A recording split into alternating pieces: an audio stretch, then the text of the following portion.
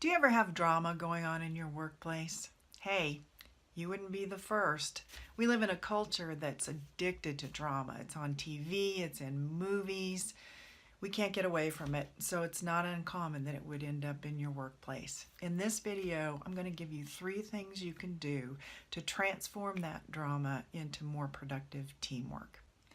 Hi, I'm Beth Strathman. Welcome to my channel where I offer you leadership solutions so common sense and simple that your employees will practically lead themselves. On this channel, I offer a wide variety of leadership strategies and techniques. So if you're new here, consider subscribing. So drama. In this video, I'm going to start out describing what drama is as if you didn't know, and then I'll give you 3 things you can do to transform it.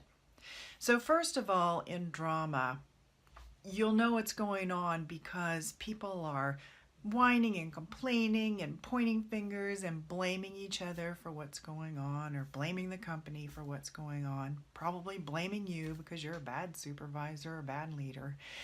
And so the big thing is work is not getting done. People are just so embroiled in their own little neck of the woods that they're not paying attention to what they should be concentrating on to move work forward in your company. So really, drama can be defined too by the 3 main roles, R-O-L-E-S, roles that people step into when they're involved in drama.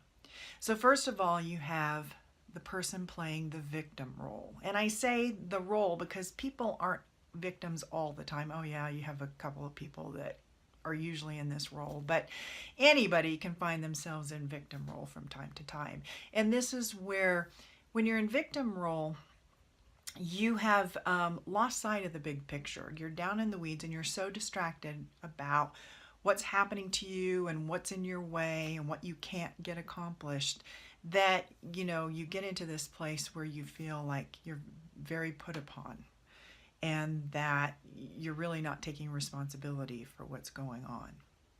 The second role is the rescuer. And the rescuers, I would guess, in some way, they really want to be needed. So rescuers are people who try to help out the victim by doing things for them, as if the victim is not an adult, is not capable of doing what they need to do to get things back on track. So they go in to rescue the victim. And the third role is the persecutor. And they feel justified or right, like they know what to do and nobody else does. So they can sound a little critical, a little blamey against other people around them. So when you get you get people in these 3 roles playing out this drama, the victim, the rescuer, and the persecutor, boy, it can get really interesting. The weird thing is that during the drama, people can actually change roles. So for example, if you're a supervisor, if you're a manager, oftentimes you'll be cast in the persecutor role. The big bad manager won't let us employees do what we think we need to do. And someone in victim role might come to you and start telling you how mean, bad, and wrong you are for being the big bad persecutor. Of course, they're not using those words, but pretty soon you start to feel like they're beating up on you. Now you, who was originally cast as the persecutor, now you feel kind of victimized, like people are all out to get you. So it's really interesting how people can switch roles during any drama that plays out.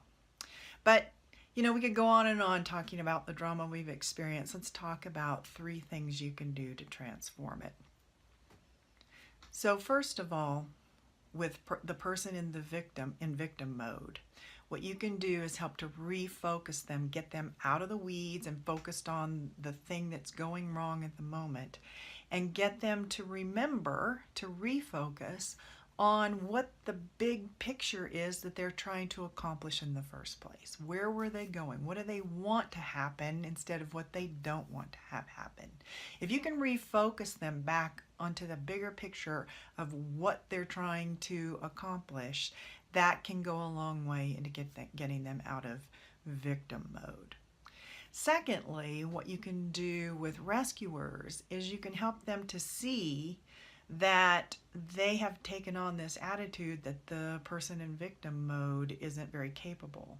And instead of doing it for the victim themselves, going in and trying to do things for the victim, they can instead switch and more become a guide for the victim to help the victim sort it out themselves and just be there for support and to help the victim really stay on track by not doing it for them, but helping the victim to think through what's going on. And finally, the third thing you can do with the persecutor, and if you find yourself in persecutor mode, is you can take a step back, help them take a step back, and to realize what their good intentions really are.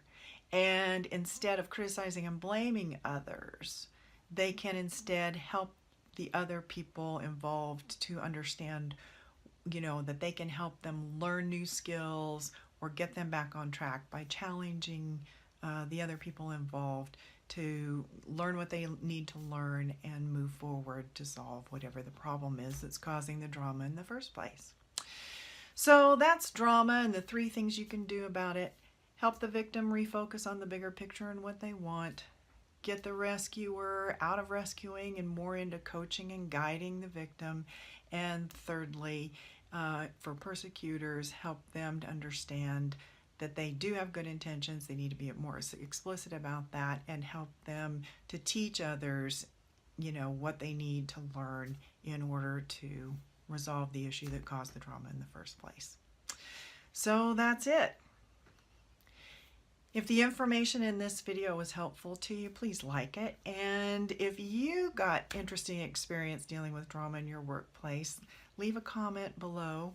I'd love to see what you're experiencing, and there you can also connect with other people who subscribe to this channel. And finally, forgot to mention this, I have a bonus tool for you that will help you in planning out conversations that you might need to have with either a victim, a persecutor, or a rescuer. It's my How to Confront Without Being Confrontational conversation planner. So this tool will help you figure out what you need to say before you go into a conversation. Makes it a whole lot easier. So I'll leave a link to that below in the box, in the information below this particular video. Also, a couple other links I'm going to leave down there is a link to a blog post that I've previously written on this topic. And I'm also going to leave you a link to a book written by David Emerald called The Power of TED. It's all about transforming drama. It's a great little book, so I'm going to leave a link to that in case you're interested. So till next time, this is Beth Strathman with Leadership Solutions. So simple and practical, your employees will practically lead themselves.